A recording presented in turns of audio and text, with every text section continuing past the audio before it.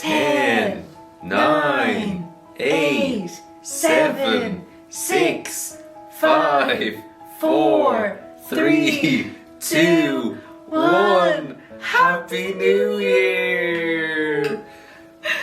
Oh yeah, we've a kiss. Instead of being at a party at midnight, like we would have been once upon a time, we're having herbal teas before we go to bed at 8 p.m.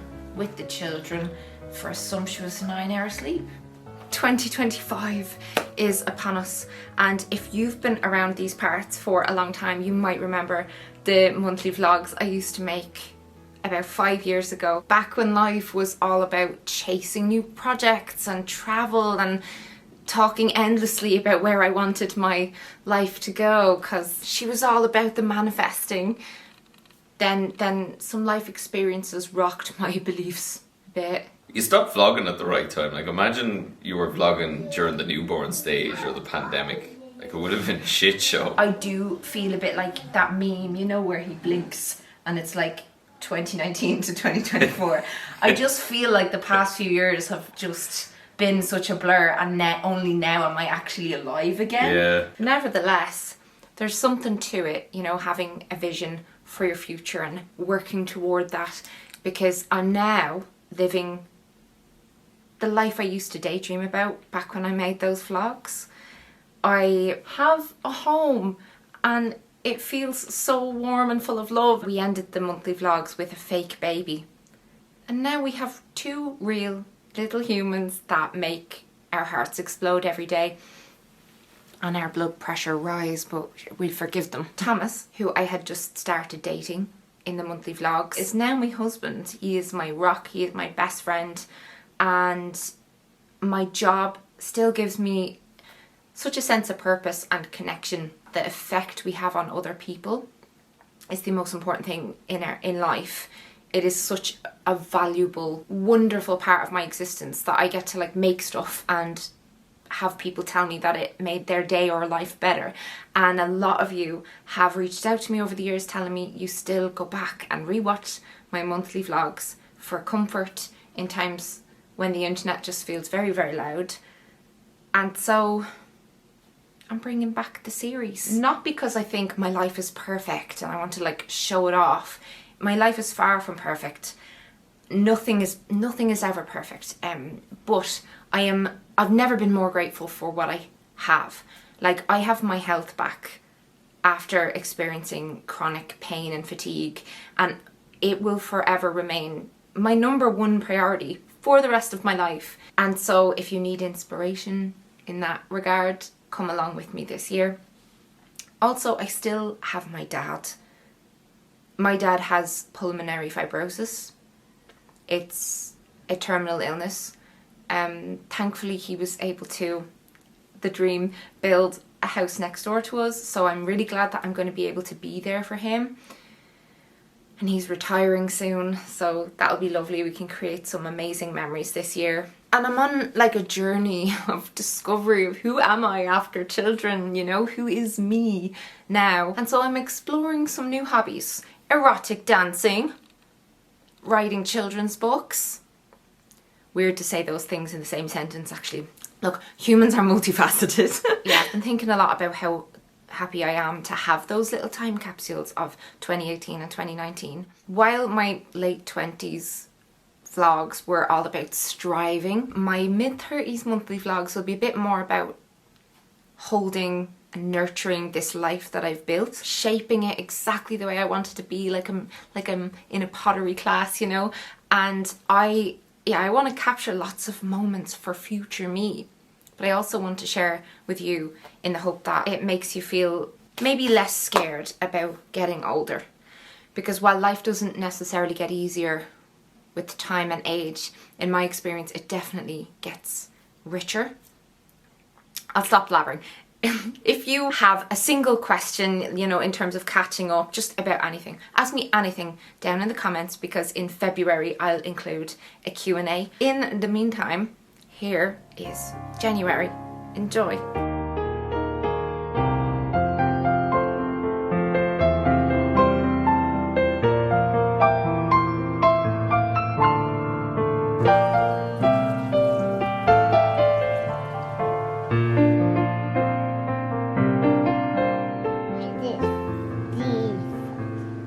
smell these footies.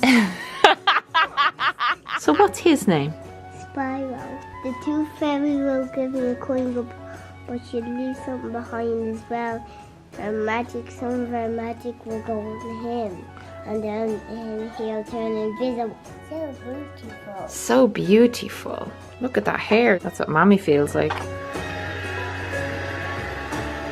So we don't do Botox or filler around these parts. However, I really want to get prescription retinol, like tretinoin, is that what it's called? I'm just using some pre-cleansing oil by Environ. Now that I've been officially diagnosed with ADHD, I understand why I keep forgetting and putting things off. So if by the end of this vlog I have not gotten a prescription for retinol, one is, just please remind me in the comments and like just bombard me on Instagram until I tell you that I have it. Apparently you're supposed to actually spend 60 full seconds cleansing your face. Didn't know that before. Now I know. Face is dry, so I'm going in with some vitamin C and some moisturizer and SPF. Simple routine, but definitely effective. Even still, I'm absolutely showing signs of aging, and I know some of you like to be very kind and tell me that I'm aging backwards, but look, faces sag, and I know mine is going down. She going down like the Titanic. Shall we get a facelift one day? That is yet to be seen. I would like to learn to just love these lines, but these bother me. Behind every scene of this vlog, there's a little thought going, you're starting to look old. And I'm like, yeah, because I'm 35. Is that enough SPF? Like, it probably isn't. I know you're supposed to use a ridiculous amount, but like even that, I feel like is not enough, apparently, according to what the experts say anyway. So for breakfast I do this super veggie. It's broccoli, cauliflower, lentils, hemp seeds, garlic, and ginger. The evidence is overwhelming. We can answer a couple of questions very quickly. Is strength training safe for kids? Absolutely. Is it beneficial for kids? Almost always.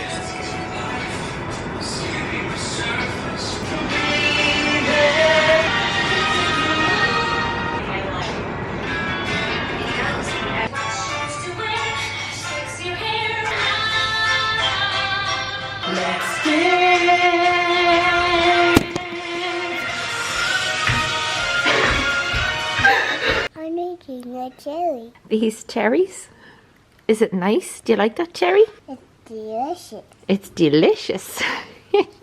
Okay, look, welcome to my messy office. I am not going to try and mask my ADHD anymore. I used to make a lot of effort to try to shove stuff out of the way and try and like hide just how messy I am. Honestly though, the diagnosis has not been all bad, I swear. Like, for example, I no longer constantly lose my wallet and my keys because Thomas got me this thing called Chipolio. So there's one on my keys, there's one slipped inside my wallet, and then I go into this app on my phone and these things will buzz so I can immediately find them instead of coming in and out of the house 50 times before I leave. So it is New Year's Day and we are about to go out for dinner with Thomas's family. His sister is visiting. She has a new baby. The baby it's like one of those heaven sent babies, like a perfect baby that is just smiley and never cries and just goes to sleep. The broodiness, periods have come back. Our libidos, it's like as soon as I got my cycle back, we both got that smell off each other again. Do you know when you're like really insanely attracted to someone and you get like a smell off their neck or under their arms, like you stick your nose into their pit and you're just like, you, like that just real physical attraction. I'm not saying I haven't been attracted to my husband. However, I just haven't really been attracted to, like I just haven't had attraction. Like I haven't had libido for a very long time. And that is like a lot to do with breastfeeding. I need to wean. Here, let's go on a tangent. I need to wean that child. She is 2 in a couple of days. I need to wean her. And so, another tangent of what my brain is thinking about right now. I was just organising my first trip without children for February to London because it's my friend Hannah Witten's birthday, and you know her from YouTube, you know her from my vlogs and lots of collabs we've done over the years. We're still super close and we talk all the time, and I'm gonna go to London without my children. So man, my daughter's still on my booby, so I have to get her off the booby, and this is giving me the motivation I need. Who's coming? Why doing makeup? Why am I doing makeup? Because I like makeup. Hair's getting very long. Oh my goodness. I have a few greys starting to poke through, and I've had a few people ask me, like, do I intend, now that I'm reaching old age, do I intend on lightening my hair up and going kind of blonde? No. I want to be Arwen from Lord of the Rings. Do you want me to do blue on my eyes? Yeah, I haven't done blue but in a long time, but I'm wearing blue, and I've got blue earrings. It's very sore when you're getting them in. Oh, when you get them pierced first, they have to shoot a gun and they have to go and has to stick a hole in your ear. That's really sore, Mummy. Only for a second. You know the way we're going out for food, we're going to a pub. Do you know what's in a pub? Like, what, when you think about the pub where Granddad goes, what do you imagine? What do you think about in your head when you think about a pub? I imagined that there was a bouncy castle outside. I'm just gonna marry you. You're gonna marry me? You can't marry me. You can't marry someone in your family. I'm gonna marry you. Are you gonna have kids one day? Yeah. How many kids do you want? I'm gonna get 100 kids. 100 kids? Yeah. How many kids do you think I should have? 10. I want nippity boopy. Boobies are asleep. Boobies are finished for the day. Boobies are just asleep. I'm just going to use my lipstick as my blusher because I'm getting stressed now.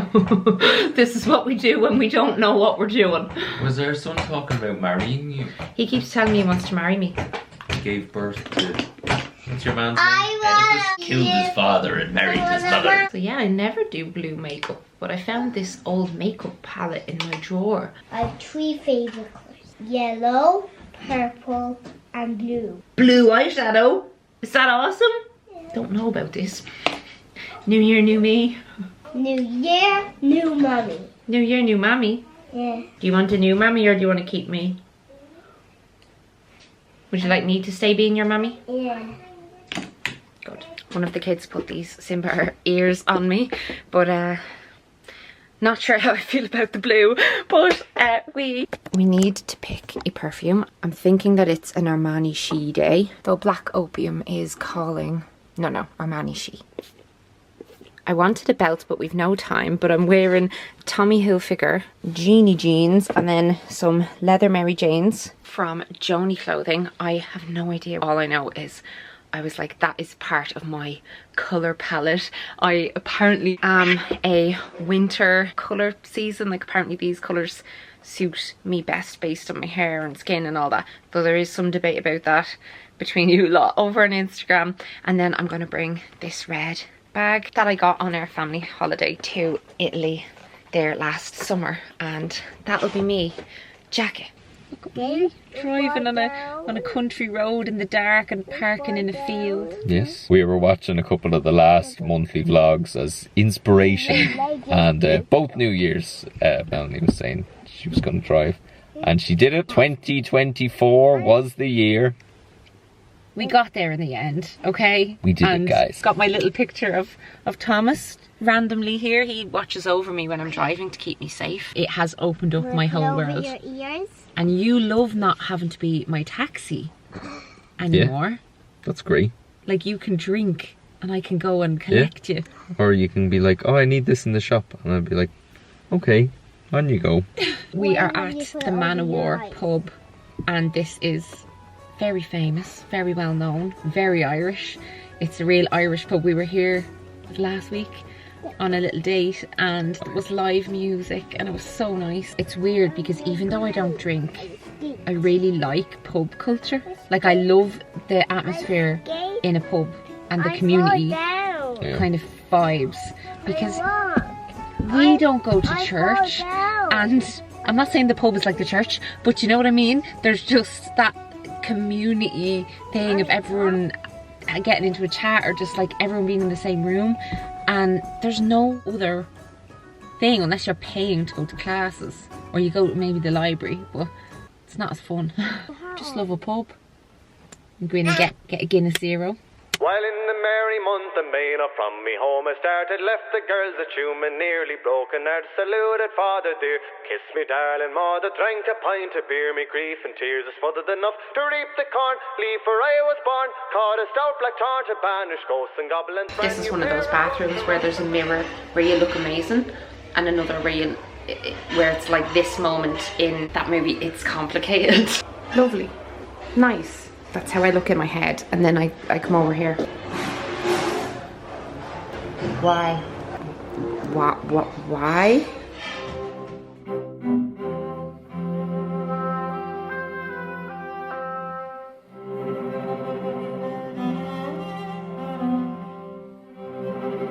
There's this quiet kind of alchemy in these early years of parenthood.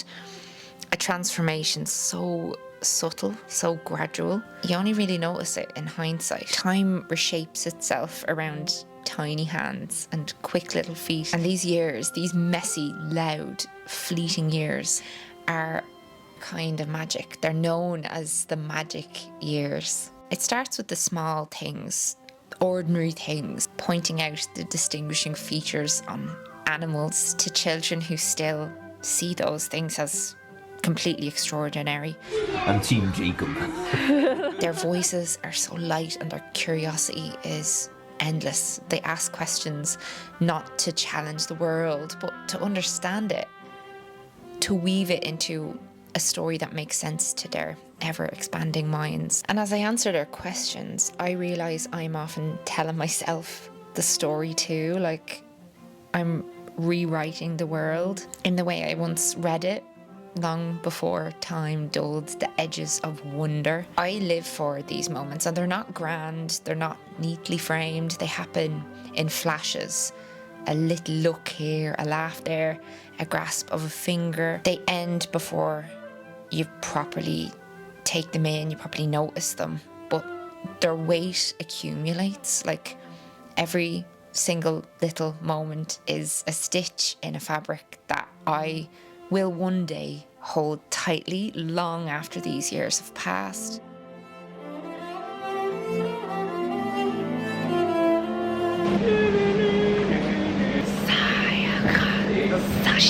Then there's the milestones, like the birthdays, the candles. They blow out the candles as if they're extinguishing actual stars. And in these moments of celebration with loved ones, there's so much joy, but there's something quieter as well. A whisper of the years speeding by. Every cake, every balloon, every wide-eyed wish they're gonna make over frosting feels like a bookmark, like a reminder that childhood doesn't last forever. I tell myself I'll remember the way they laughed, the way they ran, the way they'd look for me in a crowded room, as if I was their compass, you know, but like I won't remember it all.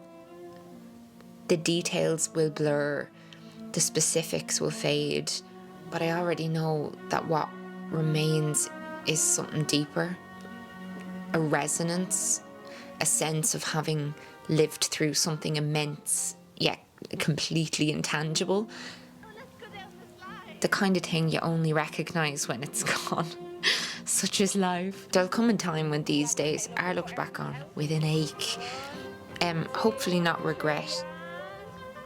But I know there's going to be longing sitting heavy and soft in my chest, longing for a time when the world was smaller yet felt boundless, when every trip to a zoo or a play centre wasn't just a little outing but an experience steeped in unrepeatable magic.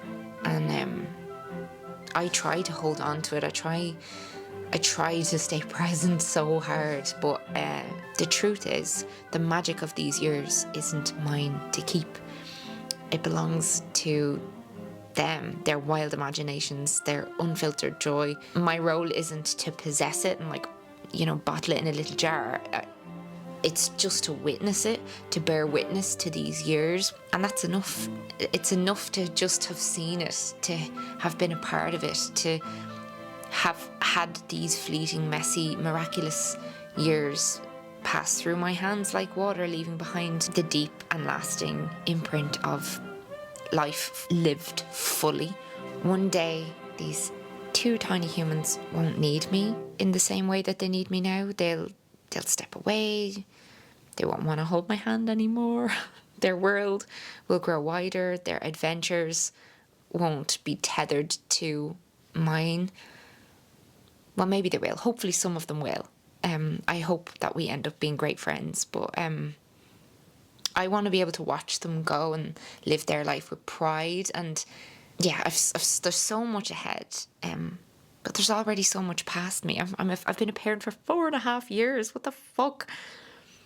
So for now, this fleeting, beautiful now, the magic is here. I have the magic right now, and you're here, and you're experiencing it with me.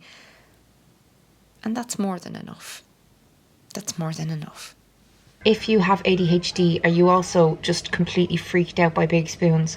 I can't eat with a big spoon. It always has to be a little spoon. Somebody hold me too close.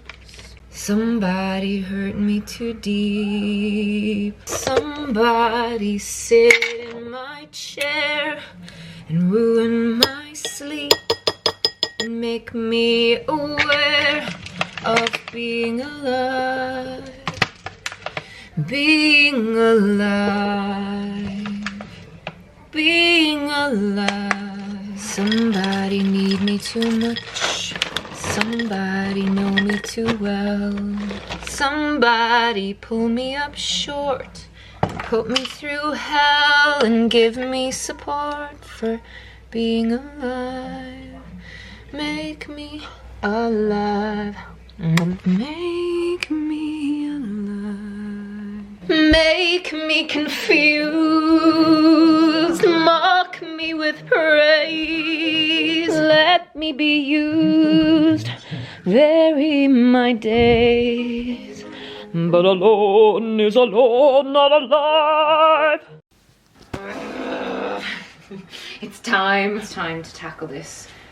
And I don't know where to start. So, my Bible of the year is this. This is a new book by a friend of mine, Lena Norms. It's called HALF ARSE HUMAN, How to Live Better Without Burning Out. There's no book I need more in my life. I burned out so badly last year, the year before, and I'd like to avoid doing that again. I'll read the back for you. I highly encourage you all to bring this book into your life, and today we are going to together do a task that has been inspired by this book. So yeah, it says, in a world of growing to-do lists, impossible inboxes, and all the information in the known universe at your fingertips, it's easy to forget that you're not meant to be a superhuman, just a human.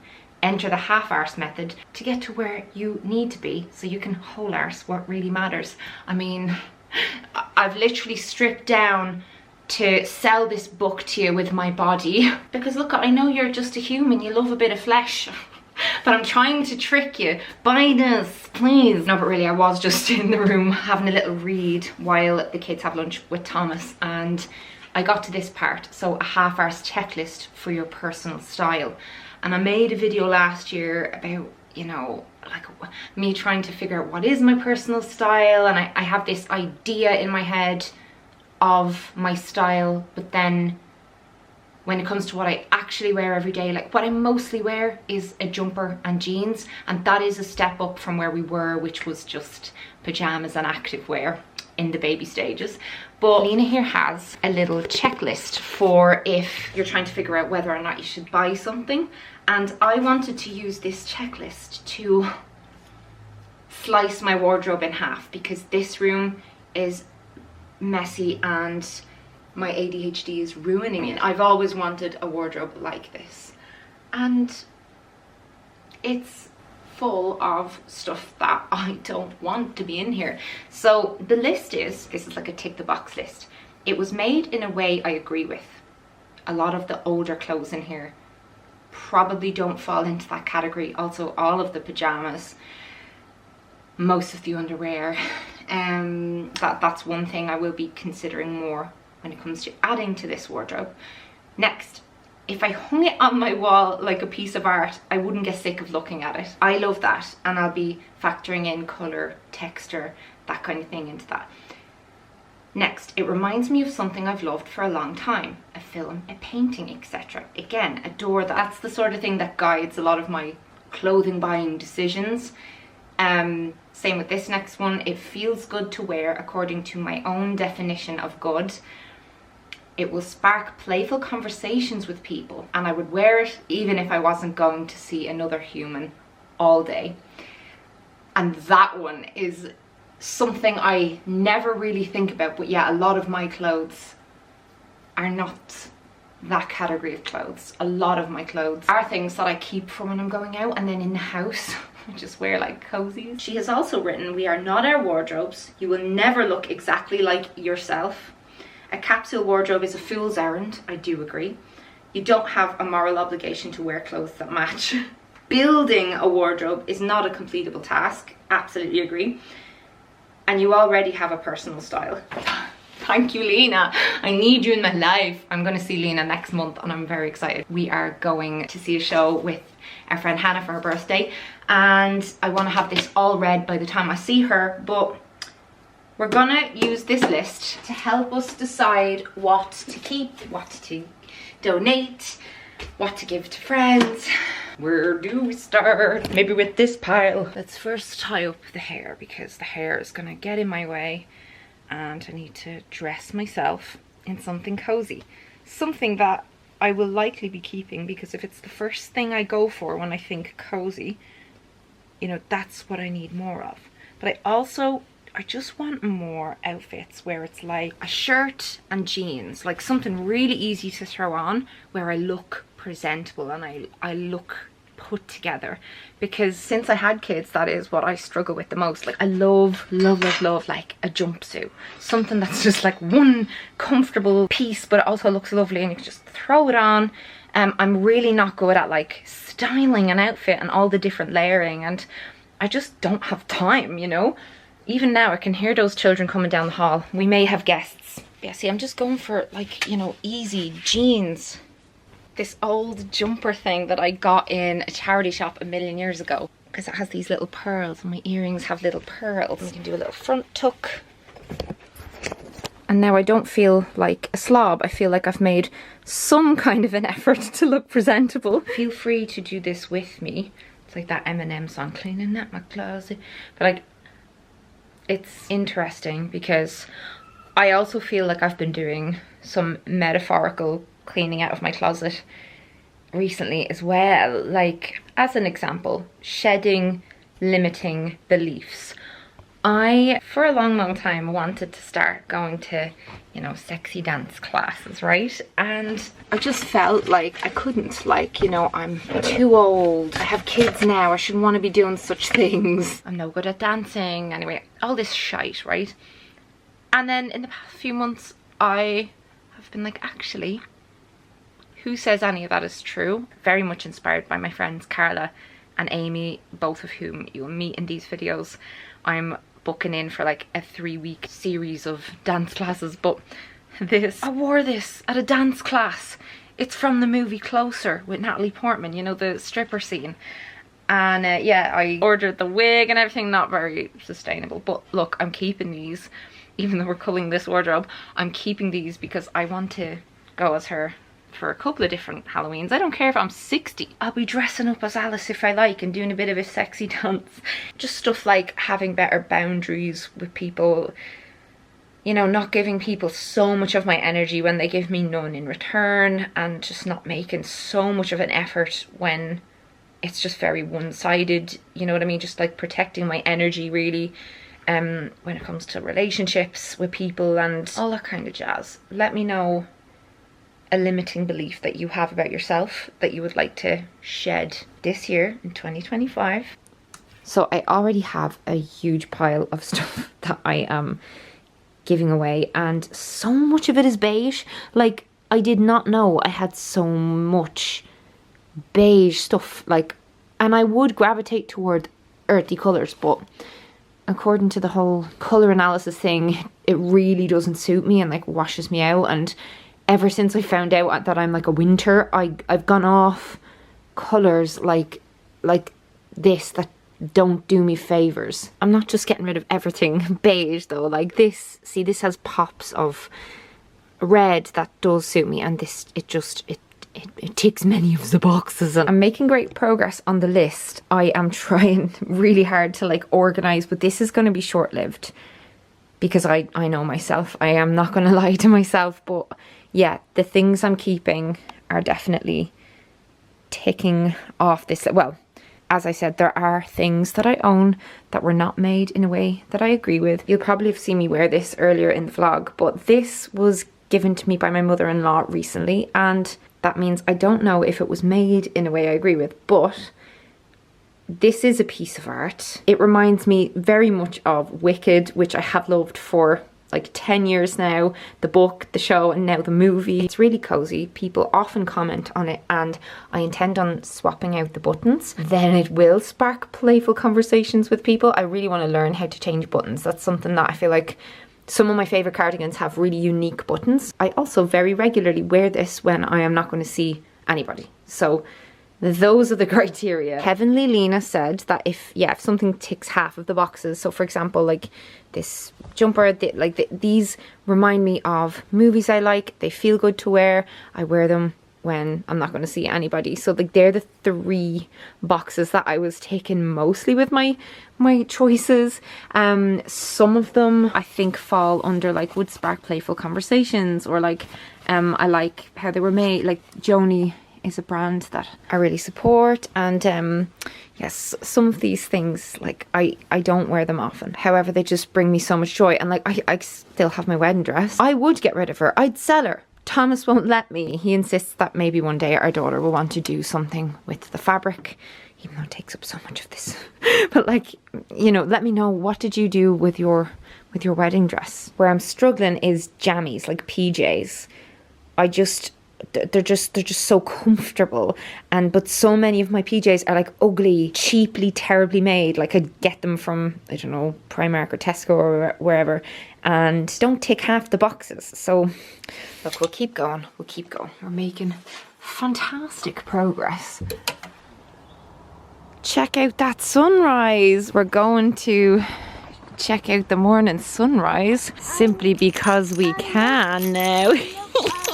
Mommy, I washed the handle off. Oh, thank you. There's some other people here watching it too. I had a really bad dream. I fell off that cliff and then I go into the water. Oh my goodness, that sounds like a scary dream. Yeah, and it was very deep. Oh. And crocodiles and...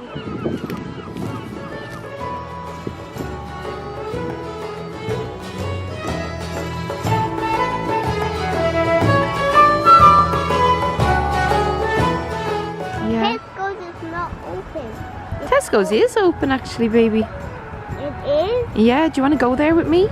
Mommy, after this. Yeah, after this. Spinach, unfortunately, comes in plastic. Drives me mad.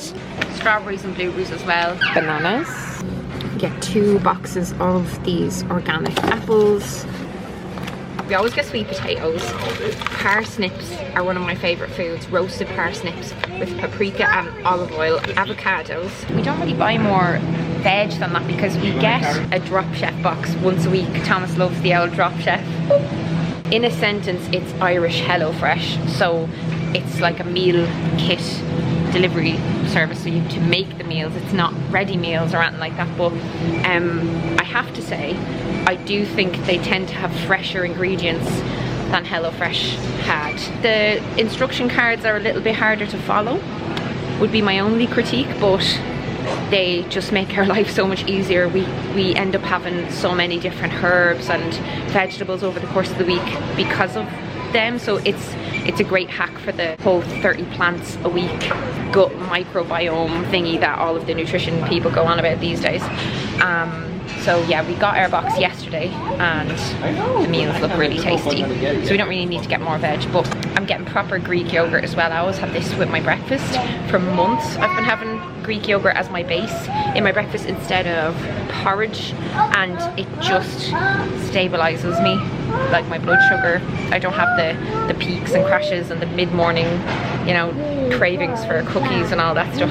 So I put loads of stuff in it. I put like almond butter, fruit, seeds, sometimes dark chocolate. Like I put loads of stuff in. The only butter we get is Kerrygold. This is like proper salted Irish butter, absolutely unreal. And yeah, I just, and that's a whole food or minimally processed is what I go for in our shopping. Do we go mature red or do we go select red cheddar made with Irish milk? Maybe these guys. I never eat chicken breasts. I usually do thigh or leg. It's just part that has much more nutrition, but they don't have any of the free range ones, so I'm gonna skip chicken. For the week I'm gonna get one organic strip loin steak. The quality of Irish beef is insane. Neither of our kids really like meat, so we get a lot of this. It's red lentil pasta, and it's literally, the ingredient is just red lentils. So it's a really good hack to get protein into your kids if they're pasta mad. It doesn't taste like the kind of minging, horrible, chalky gluten-free ones, even though it is gluten-free. When I don't have time to make sauce from scratch, we do the Ballymaloe hidden veggies one. It's actually not terrible at all. Like, it does have a bit of sugar, but I don't care about that. It's not ultra processed. Like, it has good ingredients. And then in terms of bread, we always get this. It is fermented traditional turnover. It only has 4 ingredients. It is white bread. It is the most delicious bread you'll ever have. Like, I can't even handle how delicious this bread is as toast or just in sandwiches. It's fermented, which is brilliant, and doesn't have a load of crap ingredients, which a lot of bread in the supermarket does. So always look at the bread ingredients, because it's just, it's a food that you don't need a big long list of ingredients for. The nicest bread has the least amount of ingredients, or, you know, fresh bakery bread, lovely. Sometimes we get some, actually might get some croissants today. My son loves a chocolate croissant. We do have peanut butter, almond butter, cashew butter at home, but the cost of it in here is insane. Like, in Holland and Barrett you can get a massive tub, and it just works out cheaper in the long run. You know, in aisles like this, our kids never ask for stuff. Yeah, we always get these 70% dark Belgian chocolate buttons. These are the only real, like, treaty thing we buy for the house. If they're in someone else's house and someone offers them stuff, like, we don't tell them they're not allowed to have ultra processed food or anything, but we just don't buy it for the house, and as a result they don't expect it. Like, they never come in here and have tantrums about, oh, you have a chocolate button, very tasty, I'm gonna have one too. They just don't, like, notice it even. Like, my dad's always amazed that we can get around a shop without them being like, I want this, I want, you know, like these kinds of sweets and stuff. They just don't eat it because we don't eat it, and we don't have it in the house. And then it is like a really nice little exciting thing when they're out in someone else's house or it's a party. But my son thinks of that kind of thing as party foods, like not actual daily foods. Even though I don't have these every day for my breakfast, like the odd time I'll have a big bowl of porridge for lunch, or I might make a smoothie later in the day with these in it. Are just handy to have. Our current coffee bean of choice for the coffee machine. We're both absolutely obsessed with our morning coffees, and these are really nice. Anytime we switch it up, I end up missing these. Mommy. It's eggs, and we get loads and loads. Which of you have been following me since back literally in 2013, 2014? I have been eating these that long. Like, I still remember when these were brand new, and I felt like I made myself their unofficial ambassador.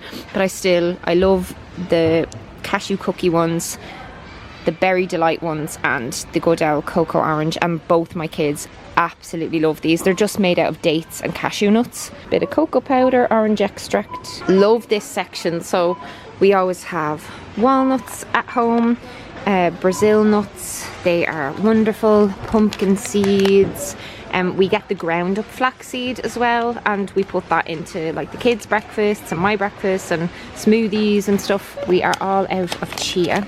Love chia seed. We already have mountains of dried fruit at home.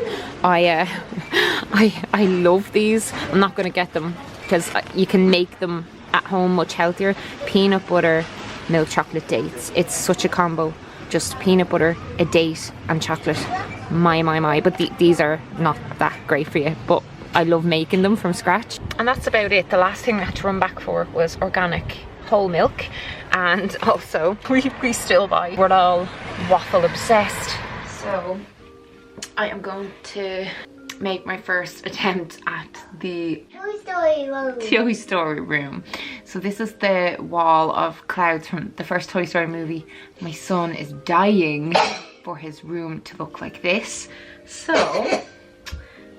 what I have is some sponges, some stencils that I found online in the same shape because the wallpaper was basically like cost a fortune, and some leftover white paint from one of the ceilings. Can you open it, please? Pink or blue? I'm gonna pick pink. They're a lot bigger than I expected them to be. Like, these are huge. This is gonna work well, I think. As long as I don't move the stencil, I think it will work really well. The mermaids only go in the sea. Mermaids don't fly. It's just flying. It's got to fly down to the back. Very good. Hey! Woo! Not bad. Essentially, I have to do this hundreds of times. Then I have to go in and add shading. My arm's already killing me, so I'll see you in a few weeks. It's been 84 years. This might be a bad idea because there's so much wall to cover. Like, oh my god, oh my god. I will have to touch up around each cloud, so there's like already a few marks on the walls since we painted them blue that I'll have to go over as well. Why did I agree to this? Because I love my child, and because when I was a kid I would have died if I could have a Toy Story room. A Toy Story room. We have a lot of the toys collected. This was actually mine. An ex got this for me when Toy Story 3 came out. He's an antique. Do you know why I have a strawberry scent? It's to cheer me up when you're not around. Okay, we're back. I'm doing them backwards, lads. I'm doing them wrong. I'm doing them backwards. I'll put a picture of the way they are in the movie. Like, do I have to start again? Please say no, because I'm not doing it. I don't know how I feel about this. I feel like I'm ruining perfectly beautiful walls, but it's not my room. It's not my decision.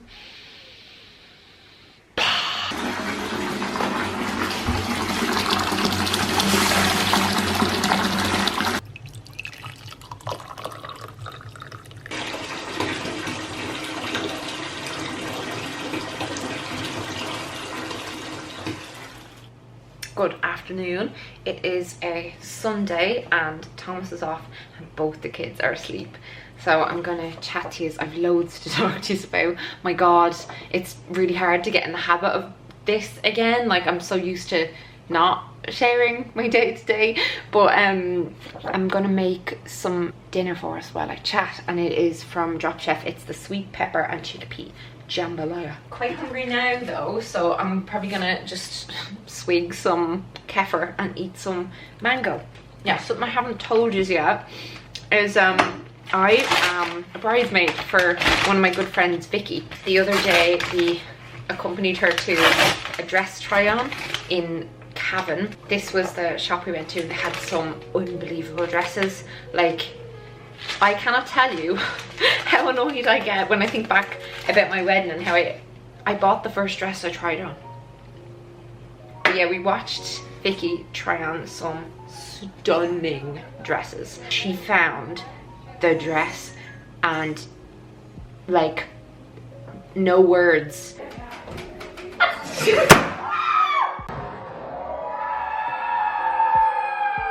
was just a lovely girly day. Usually when we hang out, we've got the kids. She's 3 kids and I have 2 obviously, and then we often hang out with our other friend Sophie and sometimes our friend Amy, and so then there's a million children, and it is very hard for us to just have uninterrupted conversation. Like with play dates. Play dates are amazing and they're so important for my mental health, my sanity. So we try and organise them as often as we can. And then some of my other friends, like mutual friends with my husband, a lot of them have had children now as well. And I do love play dates. It's better to have them than not have them, but you just don't get to have proper talks. And we do often try and get together for like a dinner. Our next dinner that we have booked in is for February, so like our next evening mammy time. It's hilarious. Even my Aura ring, this knows how bad I need more just adult time without children, because this tracks your stress levels and your amount of restorative time in the day, how much of the day you spend physiologically stressed and restored and whatnot. And I had hours and hours and hours of restorative time, and it was like, you've had way more downtime today than normal. I'm so excited to do like the bridesmaid dress shopping and stuff. I think she's picked a dress. This was one the girls had ordered and we tried it on the day. She didn't like the material and stuff, but she's thinking of going with like a black theme, which I love wearing black. But I was making the joke that I'm like always the bride, never the bridesmaid. Yeah, I've had 2 weddings of my own, and this is even more exciting to me because there's just less hanging on it for me, less stress, just more of the fun part. I know I was, what's it called, brideswoman for my brother's wedding, but I've never been a bridesmaid. Anyone who I would be a bridesmaid for has not gotten married yet, so this is like my first opportunity being a bridesmaid, and I'm so excited. I'm taking it very seriously. I want to organise lots of things and do lots of nice things in the lead up to the wedding. It's so weird being at the age where everyone's getting married and having kids and buying houses and doing up their houses. Like, my brain still hasn't registered that I'm in that category. Like when I'm watching movies from my childhood and I'm always looking at the parents trying to figure out how old they are. Like, are they 30s, are they 40s? And then like I look up their age and they're like 28 or something, and I'm just like excuse me, I still feel like I'm on the level of the children, like in the Goonies. I'm one of the Goonies. I've decided that 29, that's my age. Like, that's my brain age. That will never change. I will always be 29. On the same day, after doing the dress try on, I went to a 70th birthday party for a family friend. I brought my son, so he'd had like one of those danger naps. When you have an older child who is trying to drop their last nap, if you go anywhere in the car after like, I don't know, 2-3 p.m. and they're fond of the car, they will just fall asleep. It's so annoying to drop the last nap. He usually doesn't nap most days, but I'd say 2-3 days a week, like today, he will have a nap if he's woken up early being 5:30. It's usually between 5:30 and 6:30 my kids wake up, and then they'll go asleep anywhere between 6:30 and 8 at night. And yeah, we just kind of go with when they're tired, and we just lie down with them and read them a book, and that's it. Like, I never dread bedtime, and I see a lot of parents like absolutely hate putting their kids to bed, bedtime and all that, but I think because we co-sleep and because, you know, they think we're falling asleep for the night with them and stuff, so we'll just all like go in, lie down, they're asleep really quickly, and there's no crying ever, no issues. Like, they love, sometimes they ask to go to bed, like they love bed, so I love that. But if I could tweak the timings, I would. I don't believe in sleep training, and so even though we're doing up their bedroom, by the way, I've made some progress, more progress on the clouds, but I realized I have been doing them backwards. So in the movie, in Toy Story, they're one direction and I'm doing them the other direction. It's fine. I don't have OCD at all. It's absolutely fine. Doesn't bother me. doesn't drive me mad every time I walk in. And silly gobshite me realised that I don't have to hold the stencil in place. I can just blue tack the stencil on the wall, and that makes it a lot faster. But yeah, the whole idea with like getting their room done and stuff like that, we want to be putting them down for the night in their own room, and then if they wake and want to cuddle during the night, one of us will go into them, and just to like gently get them into their own bed and stuff like that, because it's been 4.5 years. I'm kind of ready to be able to spread out a bit more in the bed at night. At the same time, I will really, really miss being in bed with them, so I'm not rushing it, I'm not stressing about it. So yeah, having that little solo date with my son was very fun. I love doing things with him when it's just me and him, because we don't get to do that all that often. Like sometimes I'll bring him to the cinema, sometimes I'll bring him out for pancakes or to the playground. It's just the two of us. If like on my husband's days off, like if my daughter's napping, I just bring him off for a little while. He just loves it.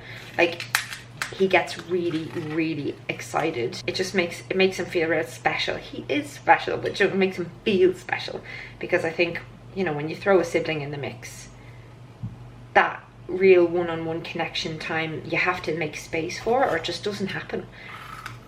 And you're just kind of constantly trying to catch up on everything, like piles of washing and all of the different meals, especially when like if they won't eat the same. Like this morning, my son for breakfast had a banana and peanut butter on toast.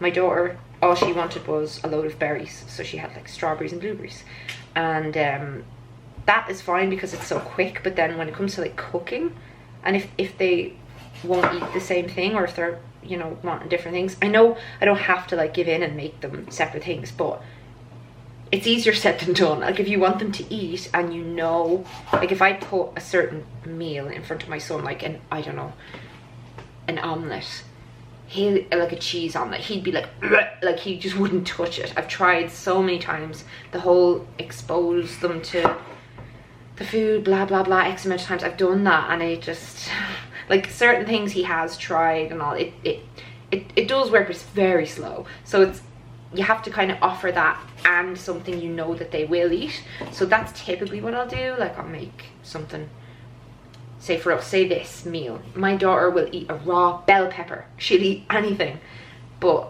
not my son. But I'll like offer the two of them some, but I'll also have something made that I know that they will eat. So that's, yeah, and when you add in like just how much time it takes with meal prep and cleaning up after all of the different meals and stuff, it just eats in so much into the day. You know, I saw this big debate erupting online. It was about how much money a stay-at-home parent like would be making or should make for all of the work that they do, if, you know, if they were instead hiring childcare, hiring cleaner, hiring a chef. And the comments under the post were very interesting, and people were killing each other. People who work were kind of saying like, you know, I do everything that a stay-at-home parent does and all the other stuff on top, like all of my actual job. I work an 8-hour shift and I do everything that a stay-at-home parent does. And I beg to differ. If your kids are like somewhere else all day with a childminder or a childcare, a creche, whatever, the amount of mess and dirt and filth and changes of clothes and everything like that just accumulates all over your house. It's just, if that's not happening while you're at work and you're coming home to your house as it was when you left, it's just like night and day difference. And obviously people who have a full-time job have to like meal prep and all that kind of a thing. But you know, the reason childcare is so expensive is because it's a hard job looking after kids all day. And you know, there will be so little of the kids in these videos. Obviously I'm giving glimpses and stuff, but I never intend on sharing any of the like really messy, sloppy, like, and the discipline and, you know, all that kind of stuff. But it's so intense and it's so non-stop relentless. And for someone to like actually be caring for a child for a full 8-hour shift, you know, and then throw in another child on top of that. It's just not the same thing. That is a job. When people really, it just really annoys me when people act like being a stay-at-home parent or a homemaker or whatever. You're not working, you're lazy, you're not doing anything.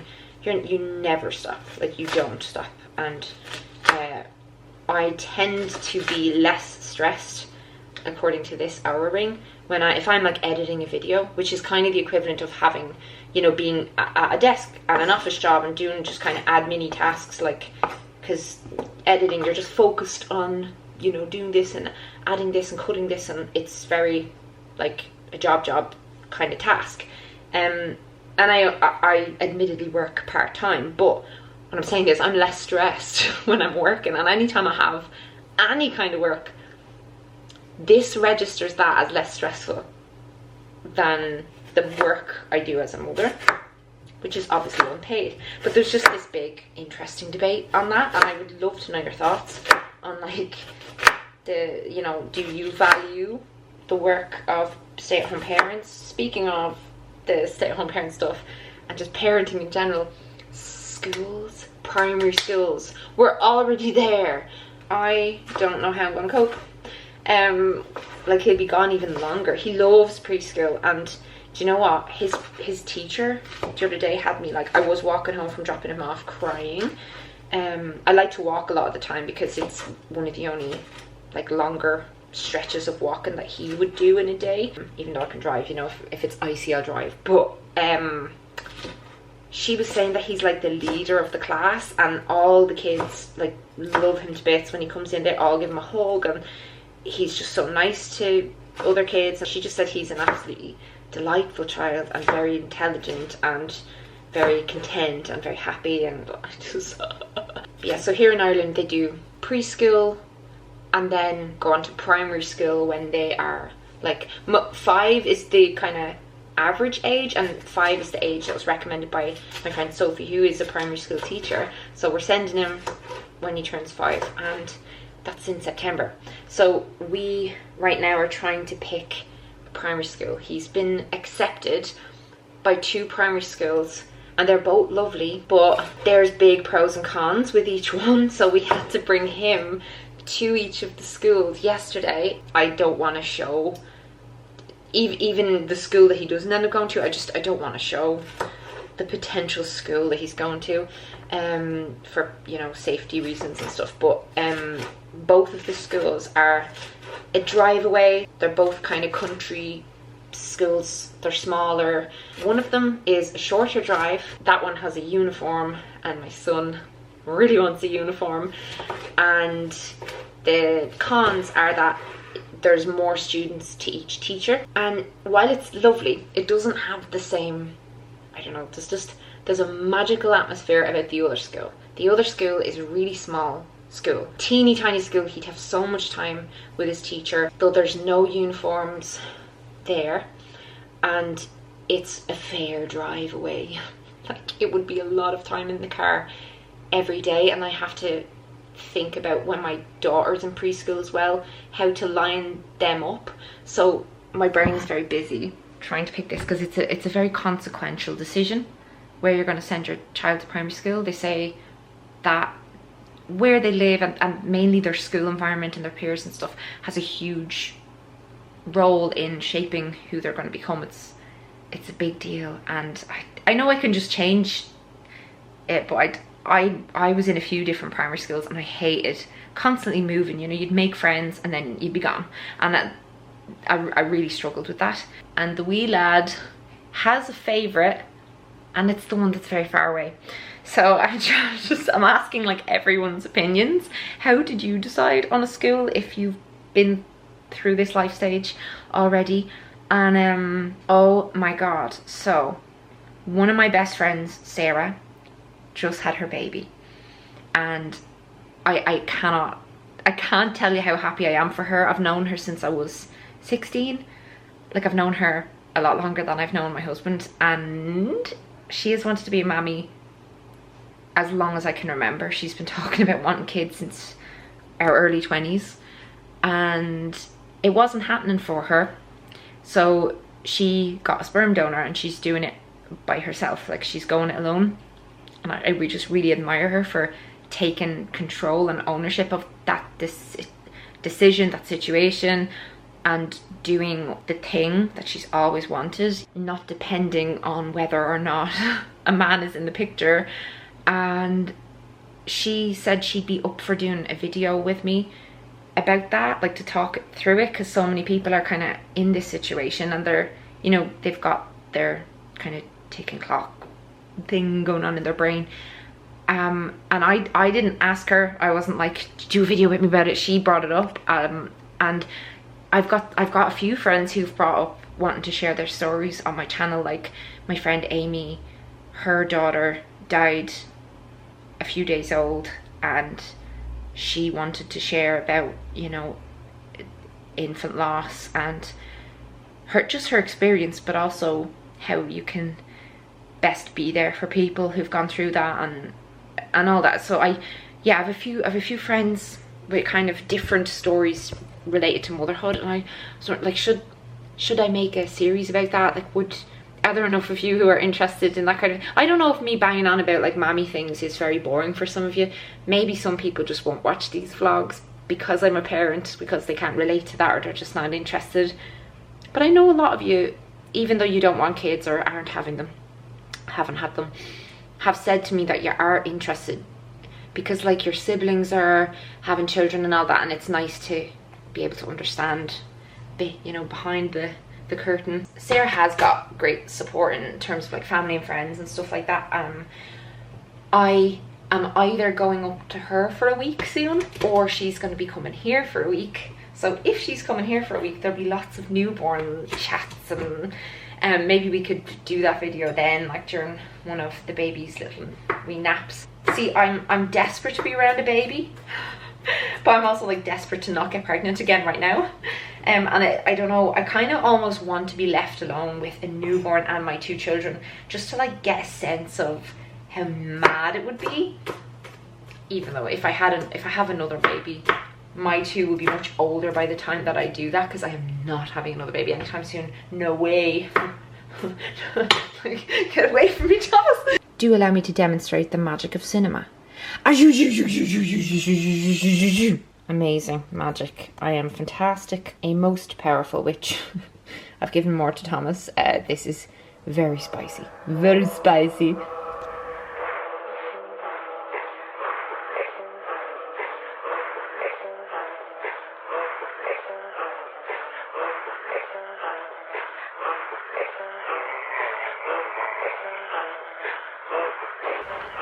Welcome one, welcome all to a very cozy guest bedroom, home cinema room.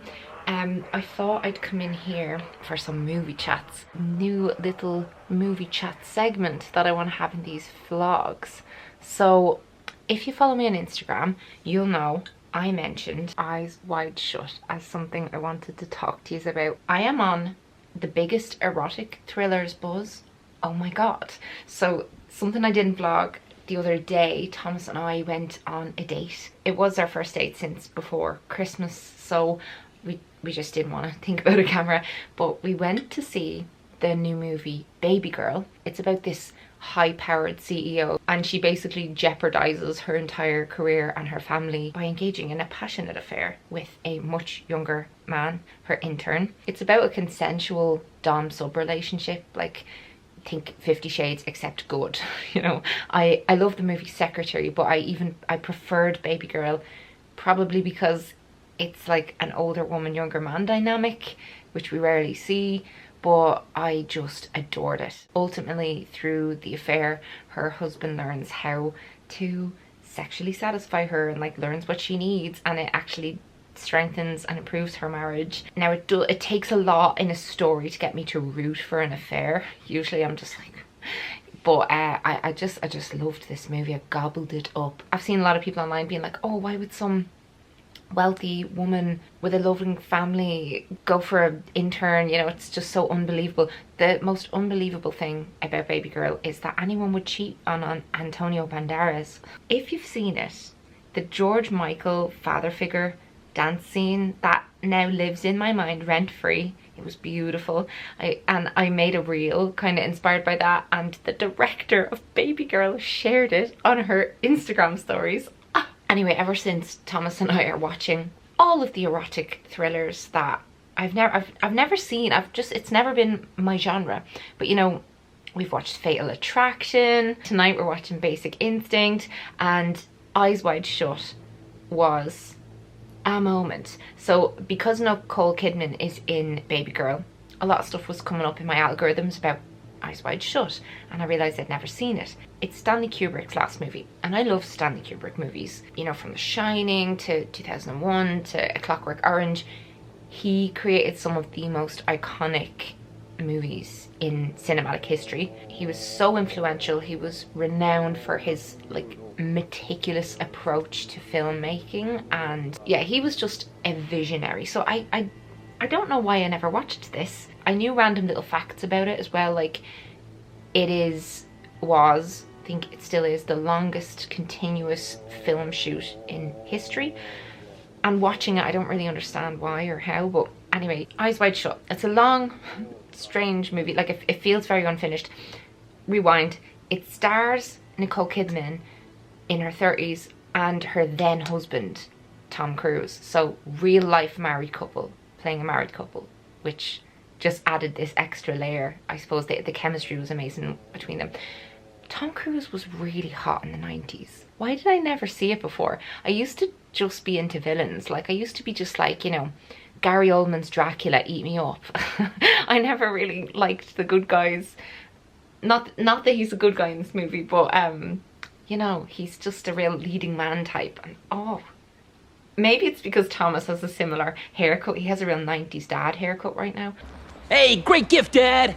Thanks, son. So the film is a layered exploration of class and power and sexuality and the human condition. It's wrapped in this like dreamlike, ambiguous narrative. The interpretations of this movie, endless. Like, some people think it's boring and confusing. I love a confusing movie. Like, I was all about the Donnie Darko as a teenager. I love having to use my brain watching a movie. I need to watch it again. I went down a huge rabbit hole of like the conspiracy theories. There's so many around this movie. Recently, like in the wake of Jeffrey Epstein, Harvey Weinstein, P. Diddy, everything we've been learning about stuff that goes on.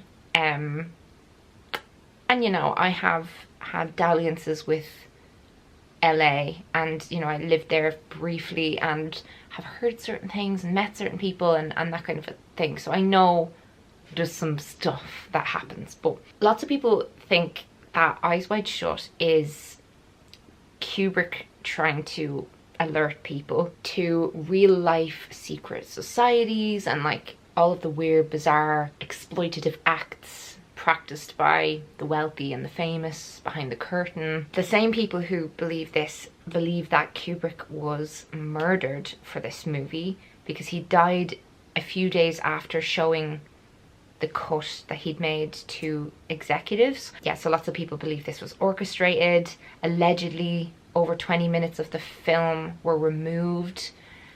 So the version that came out wasn't like his version, although I can't really find evidence for this like 20-minute statistic anywhere. And I looked.